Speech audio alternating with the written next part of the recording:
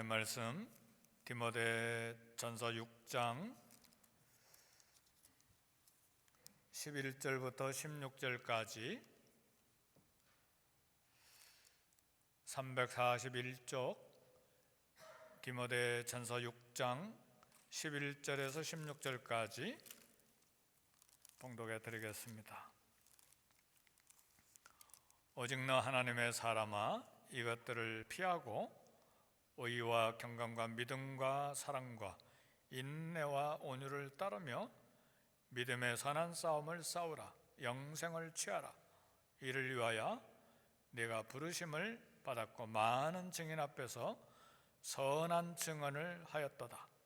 만물을 살게 하신 하나님 앞과 본디오 빌라도를 향하여 선한 증언을 하신 그리스도 예수 앞에서 내가 너를 명하노니 우리 주 예수 그리스도께서 나타나실 때까지 흠도 없고 책망받을 것도 없이 이 명령을 지키라.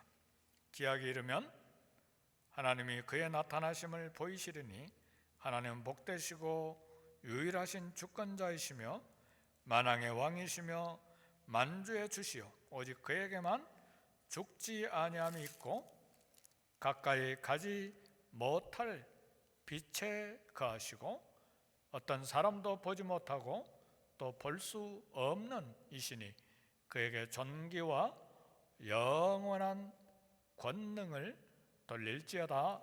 아멘. 우리 손을 들어서 서로 인사하실까요?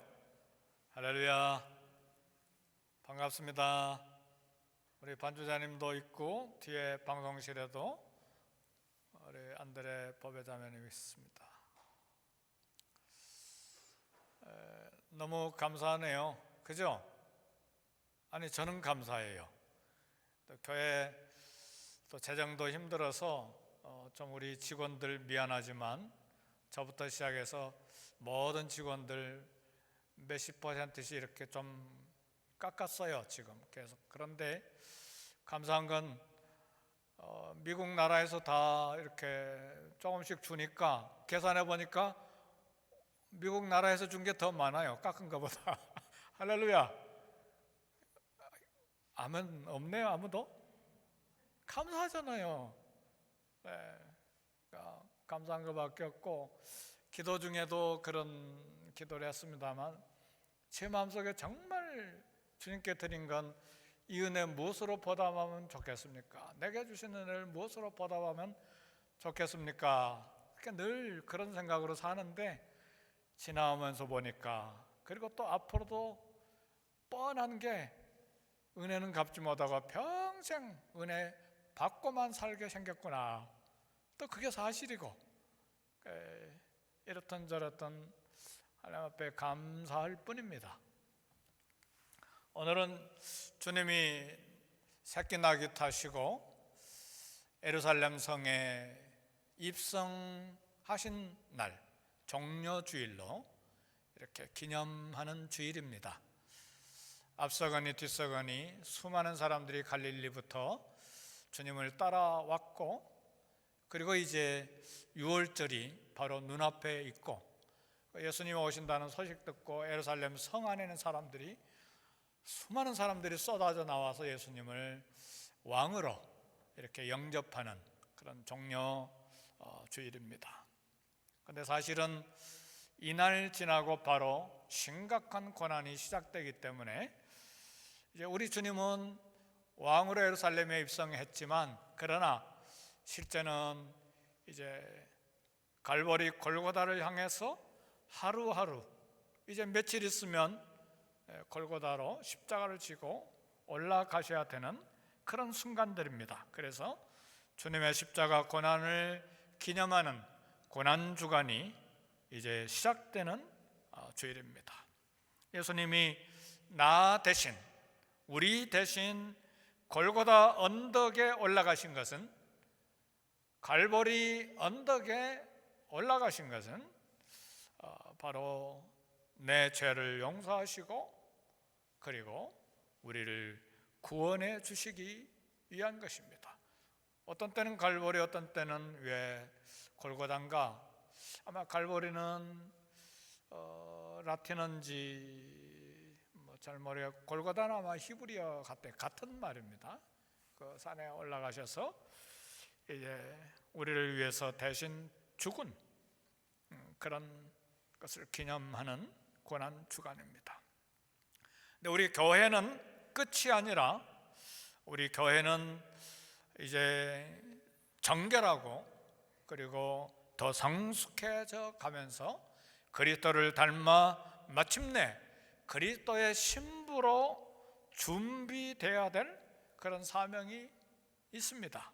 오늘 우리 교회는, 저와 여러분들은 신부요, 그러나 우리 예수님은 신랑이십니다. 그래서 이제 결혼 날이 가까우면 올수록 신부가 더 정결하게 아름답고 예쁘게 단장하는 것처럼 아주 예쁜 새 예루살렘으로 단장되는 그런 준비를 해야 됩니다. 따라서 바울은 디모데 목사님에게 그리스도가 오실 때까지 교회를 잘 섬기기를 부탁했습니다. 차를 운전할 때에 우리 다 차 타고 오늘 교회에 오셨잖아요. 네. 운전자와 보행자의 안전을 위해서 교통 표지판이 있어요. 두 가지 종류의 교통 표지판이 있는데, 우리의 상식과 경험을 사용해서 운전해야 될 표지판이 있어요. 학교 앞에서는 천천히, 그리고 얼음길, 빗길에서는 주의하고, 추월할 때 조심, 이런 표지판들이 있습니다. 그리고 또 다른 표지판은 절대 순종해야 될 그런 교통 법규가 있어요. 제한 속도, 진입 금지. 진입 금지는 한쪽으로만 가는데 반대편으로 그냥 들어가면 대형 사고 나잖아요.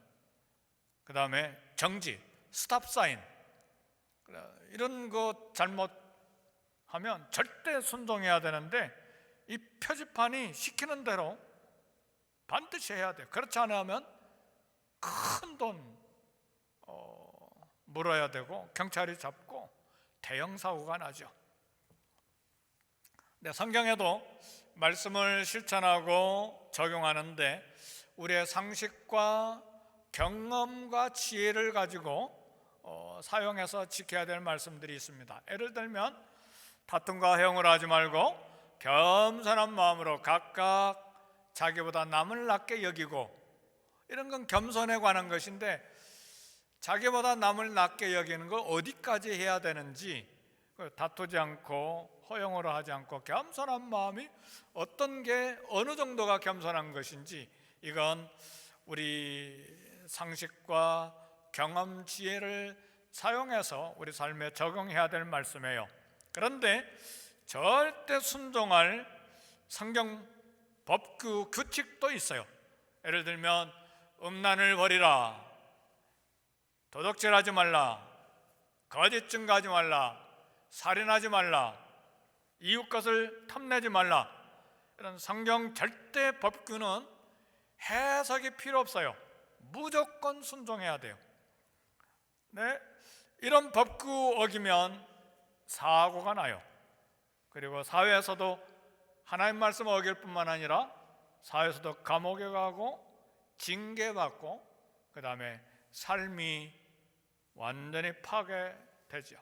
그래서 바울은 지금까지 상식과 경험 지혜를 따라 행할 원리들을 제시했는데, 이제는 꼭 지켜야 될 법규를 오늘 말씀을 통해서 명령법을 사용해서 이제 많이 쏟아내놓고 있습니다. 그래서 이걸 위해서 이제 디모데를 부르는데 너 하나님의 사람아 그랬어요.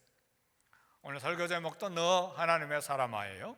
디모데전서 6장 11절, 바울이 디모데를 부를 때 하나님의 사람아 그랬어요.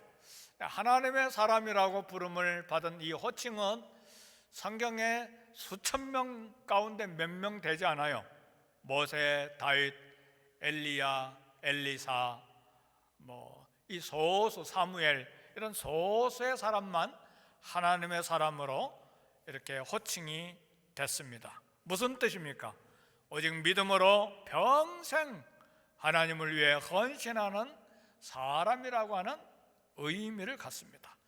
사도행전 13장 22절을 보면 내가 이세 아들 다윗을 만나니 내 마음에 합한 사람이라 그랬어요. 하나님의 마음에 합한 사람이 하나님의 사람으로 불리게 됩니다. 우리 교회 주보 첫 장에도 일면에 하나님의 사람을 하나님의 말씀으로 세우는 교회, 그렇게 우리 교회 표어로 이렇게 기록을 해 놨습니다. 오늘 사랑하는 성도 여러분, 모든 이웃으로부터 자녀들에게 식구, 친척, 형제들로부터 그는 진정 하나님의 사람이었다, 이런 소리를 들을 수 있기를 주의 이름으로 축복합니다. 아, 우리 남편, 아, 우리 아내, 아, 우리 오빠, 아, 우리 여동생, 아, 우리 언니, 우리 누님은 진정 하나님의 사람이었다. 그것이 아니라 우리 친구들도, 그리고 회사에서 다른 사람들도, 아, 저 사람은 진정 하나님의 사람이야, 그런 호칭 받을 수 있기를 제 이름으로 축복합니다. 아멘. 바로 디모데가 너 하나님의 사람아, 이런 소리를 들었습니다. 근데 이 하나님의 사람이 해야 될 것 이야기했는데, 오직 너 하나님의 사람아, 이것들을 피하고 의와 경건과 믿음과 사랑과 인내와 온유를 따르라. 피해야 될 것과 따라야 될 것 두 가지를 이야기했습니다. 피한다는 것은 도망가는 거예요. 무엇을 피해서 도망가야 되는가? 지금 1장에서부터 6장 10절까지 있는 모든 피해서 도망가야 될 걸 다 이야기했죠. 거짓 이단과 정욕과 유혹의 장소와 악을 행하기 쉬운 장소 신속히 피해야 됩니다. 성도 여러분, 피하고 달아나고 도망가는 것, 어떻게 보면 비겁한 것처럼 보일 때가 있는데, 그러나 피하고 도망가는 것이 결정적인 승리인 경우들이 우리 신앙생활에 얼마나 많은지 몰라요. 야곱의 아들 요셉은 이집트에서 주인 보디말 장군의 아내의 유혹을 받을 때 신속하게 도망가 버렸어요. 그건 비겁하고 창피한 게 아니에요. 옷을 잡으니까 그냥 옷을 다 벗어버리고 그냥 다 도망가 버렸어요. 순식간에 도망간 거예요. 그게 성공한 거예요. 그러니까 성적인 부도덕한 장소, 환경 무조건 피하는 것이 사는 길입니다. 다윗은 사울 왕을 죽일 수 있는 장소를 2번씩이나 만나는데 신속하게 그 자를 피하고 도망쳤어요. 분명히 원수를 죽일 수 있는 절호의 찬스가 있었는데 기름 부음 받은 자를 혹시라도 감정 때문에 죽일까 봐 신속하게 도망간 거예요. 이것도 비겁한 것이 아니고 하나님의 말씀을 따라 사는 방법입니다. 우리 본문에서 피할 것은 탐욕과 비방, 비난, 육체의 정욕, 돈을 사랑하는 것 피하고 도망가는 것입니다. 오히려 반대로 따라야 될 것 6가지를 이야기했는데, 따르는 건 어떻게 따르는 것인가? 끈질기게 따르는 거예요. 이것도 신속하게 순종하면서 따라야 되는 거예요. 아브라함이 하나님 앞에 이삭을 바치라고 할 때에, 사랑하는 아들 독자 이삭을 바치라고 할 때에 아침 늦게까지 고민하고 잠자리에 잤던 것 아니에요. 아침 일찍 일어나서 순종의 자리로 갔어요. 여호수아도 여리고성을 정복할 때에 아침 일찍 일어나서 순종함으로 여리고성을 향해서 돌기 시작했습니다. 그러니까 죄질 장소는 신속하게 도망가고 순종할 자리는 신속하게 순종하면서 따라가는 것입니다. 따라가야 될 6가지가 의와 경건인데, 의는 똑바른 생활, 올바른 생활, 신속하게 순종하는 것이고, 경건은 어찌하든지 하나님의 성품을 닮아가는 거예요. 그리스도의 장성한 분량까지 자라기를 날마다 생각해야 돼. 믿음은 할 수 있는 대로 하나님께 전적으로 신뢰하는 거예요. 우리가 하나님을 믿습니까? 하나님이 살아계신 것을 믿으십니까? 그럼 신뢰해야죠. 살아계시면. 믿음이 없이는 하나님을 기쁘시게 할 수 없다. 하나님께 나아간 자는 반드시 그가 계신 것과 자기를 찾는 자들에게 상 주시는 이심을 믿어야 할지, 히브리서에 나온 말씀이잖아요. 하나님 살아계시니까 어찌하든지 전적으로 내 삶을, 내 원수까지도 맡겨드리는 일에 부지런히 연습하고 훈련해야 합니다. 사랑은 이웃을 위한 희생적인 사랑입니다. 인내는 고난 중에도 도망가지 않고 믿음의 자리, 봉사의 자리, 헌신의 자리에 머물러 있는 것입니다. 온유는 어려움을 가져다 주는 사람, 미움 없이 사랑으로 대하는 건데 이게 쉬운 일이 아니잖아요. 그래서 씨름하는 것이죠. 어떻게 하든지 온유한 마음을 갖게 해주세요. 요즘에 목양실 칼럼에 용서와 사랑에 대해서 계속해서 앞으로 몇 달 더 쓸 거예요. 그 주제 가지고. 이게 한 번 들어가지고 안 되니까 끊임없이, 제가 토요일날 주보 만들 때 은혜를 많이 받아요.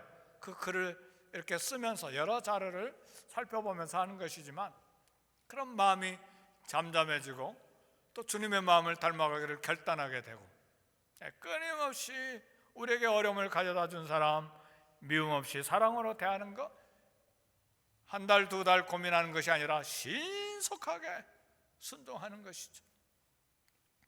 12절에 믿음의 선한 싸움을 싸우라 그랬어요. 운동 경기에서 상을 얻기 위해서 최선을 다해서 싸우는 거예요.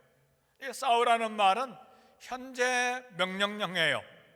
현재 명령형은 계속해서 싸우는 것입니다. 휴전이 없는 싸움이에요. 중단이 없는 선한 믿음의 싸움이에요. 목회자 디모데가 교회를 위해서 싸우고 성도를 위해서 선한 믿음의 싸움을 1년, 2년 하고 끝나는 것이 아니라 계속해서 싸우는 것입니다. 이 선한 믿음의 싸움에는 3가지가 있는데, 첫 번째는 자기 자신과의 싸움입니다. 자신을 쳐서 복종시키는 싸움이에요. 바울도 그런 이야기를 했어요. 자기 자신을 쳐서 복종시킨다고 그러는데, 이 친다는 말이 복싱이라는 말이에요. 정확하게 내 약점, 내 이 가장 한 대 맞으면 팍 떨어질 수 있는 그런 정곡을 때려야 자신과 싸워서 이길 수가 있어요. 자신과의 싸움이 얼마나 고독합니까? 동시에 가장 치열한 선한 싸움이 자신과의 싸움입니다.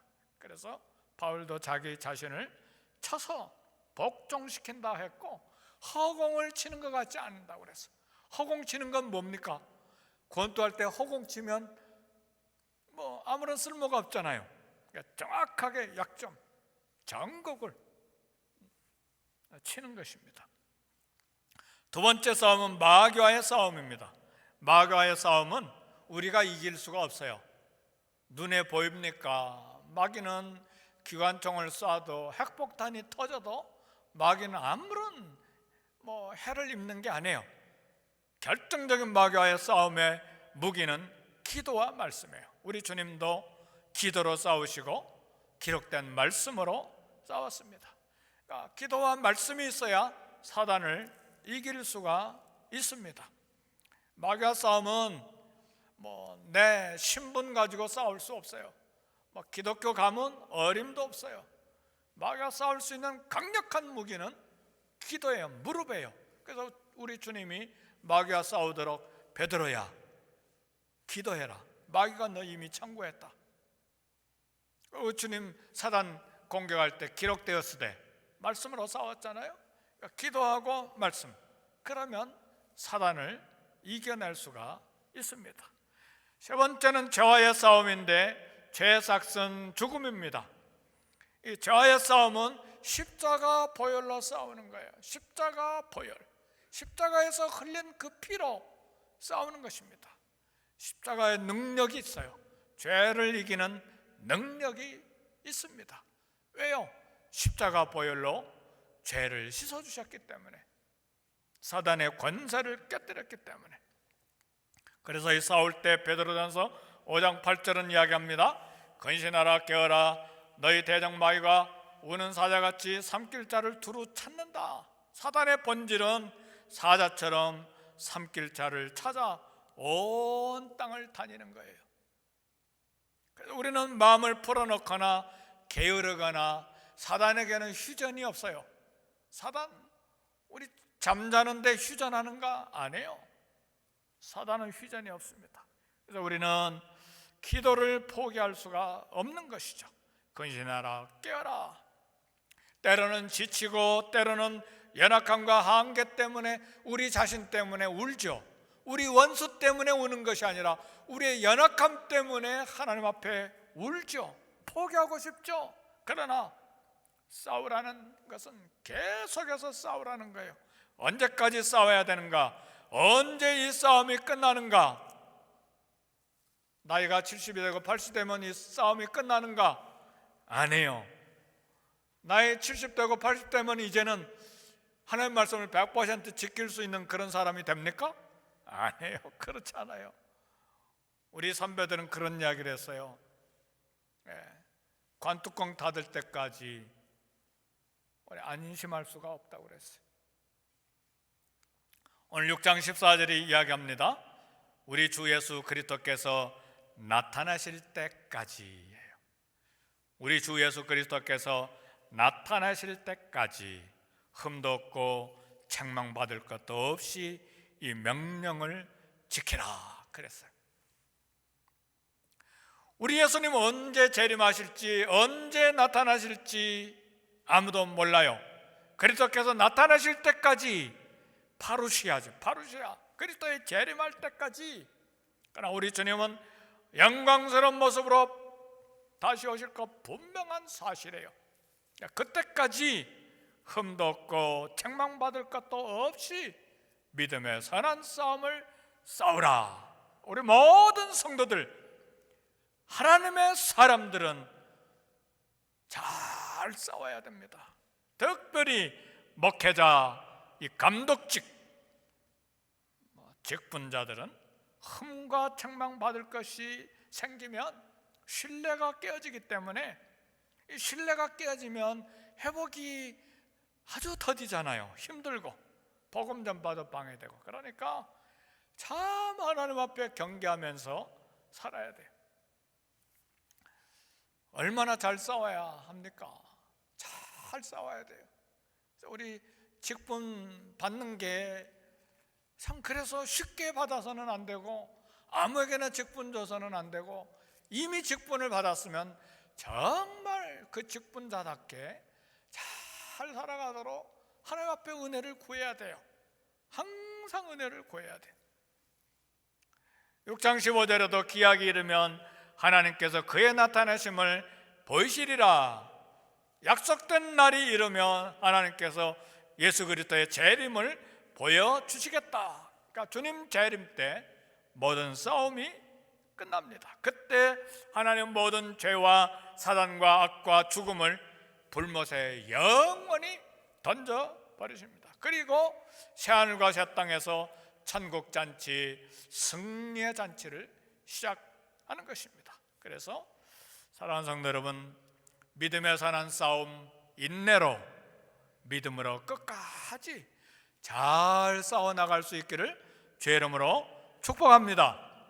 그런데요, 사랑하는 성도 여러분, 오늘 감사한 말씀 하나 드립니다. 우리 대장 예수님 그리스도를 의지할 때 우리 승리는 보장되어 있습니다. 반드시 승리하게 되어 있어요. 로마서 8장 37절을 보니까 우리를 사랑하시는 이로 말미암아 우리가 넉넉히 이기느니라. 예수님으로 말미암아 우리가 얼만큼 이겨요? 넉넉하게 이긴다 그 말이에요. 충분하게 넘치도록 승리자가 된단 말이에요. 포르투기스도 그런 말, 마이스키 벤서도리스, 더 충분하게 충분히 많이 벤세돌, 이 승리 빅토리 거둘 수 있는 사람이 된다. 왜 그러냐?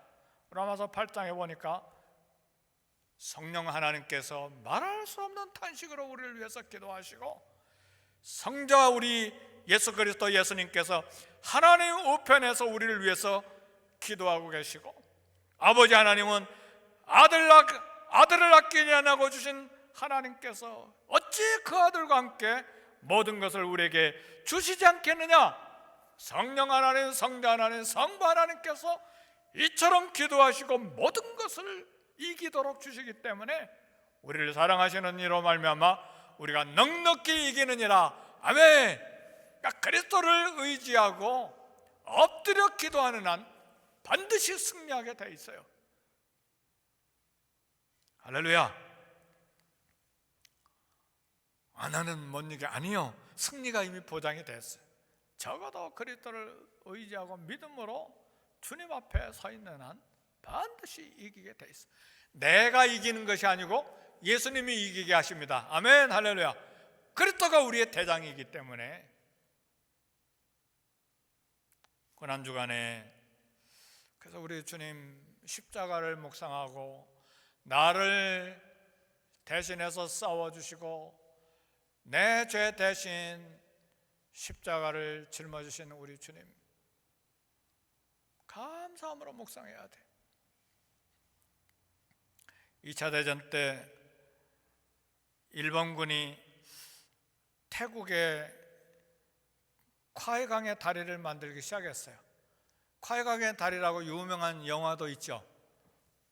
군수물자 군사들 이동하고 군수물자 신속하게 이동해서 동남아 모든 나라를 다 점령하려고 하는 굉장히 큰 전략이고 큰 계획이었어요. 그런데 일본군이 영국군 수만의 포로들을 이용해서 이제 콰이강의 다리를 만들었는데, 어느 날 일본군이 작업을 위한 중요한 장비를 하나 잃어버렸어요. 그래서 일본군이 영국군 포로들을 다 연병장에 모아놓고 분명히 이 작업을 방해한다고 생각하고 집합시켜 놓고 소리를 질렀어요. 장비 숨긴 자는 자수해라. 만일 셀 때까지 자수하지 않으면 너희들 다 총살이다. 이때요, 그 역사를 읽어보니까 이 포로들 10,000명, 20,000명, 10만 명, 13만 명 이렇게 어마어마한 포로들이 있는데 엄청나게 죽였어요. 일본 사람들이 포로들을. 그래서 일본의 원자탄이 떨어진 이유도 미국 사람들이 포로는 죽이면 안 되잖아요. 너무너무 많이 죽였기 때문에 섭섭해서도 원자폭탄을 떨어뜨렸다는 이야기가 있어요. 유럽 영국 군인들도 포로로 잡혀서 많이 죽였죠. 많이 전염병에 죽기도 하고 굶주려서 죽기도 하고, 군인들도 먹기 힘든데 포로들 먹을 음식이 어디가 있어요. 역사 보니까 소련 포로들이 제일 많이 죽었다고, 한 200만 명 이상 포로들이 죽은 것 같아요. 미국, 유럽 군인들도 많이 죽었는데 일본이 만일 셀 때까지 자수하지 않으면 너희들 다 총살이다. 하나, 둘, 셋 외치라는 순간에 한 영국 병사가, 군인이 나왔어. 내가 숨겼습니다. 내가 그 도구를 강물에 던져버렸습니다. 순간 즉석에서 총성이 울리고 그 영국 군인이 피 흘리면서 쓰러져 죽었습니다. 며칠이 지난 후에 일본군 창고에서 그 잃어버린 장비가 발견됐습니다. 일본군들이 그곳에 잘 간수해 놓고 잊어버렸던 거예요. 영국군인 제가 생각할 때 여러 이야기들을 이렇게 미뤄볼 땐 그렇지 않음이 분명합니다.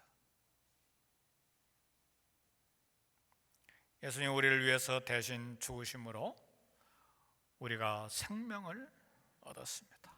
고난주간에 주님께서 나를 위해 교회를 죽음으로 사랑하신 것 기억해야 됩니다.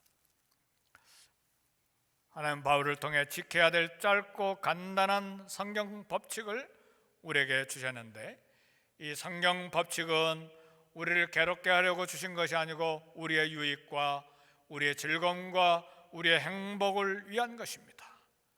성경 말씀은 공부하고 연구하라고 주신 것이 아니고 순종하라고 주신 것입니다.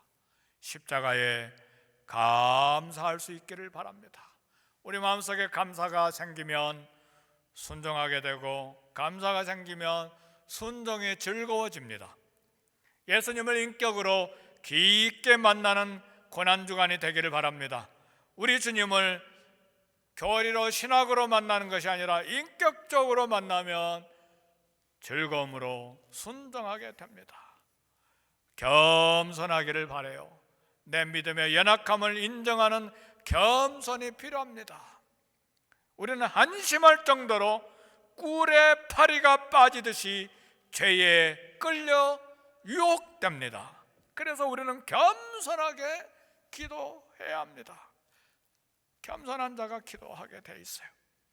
순종의 삶에 익숙한 우리 성도들이 되시기를 주의 이름으로 축복합니다. 우리 말씀 생각하시면서 우리 다 같이 한 1, 2분간 통성으로 기도하겠습니다.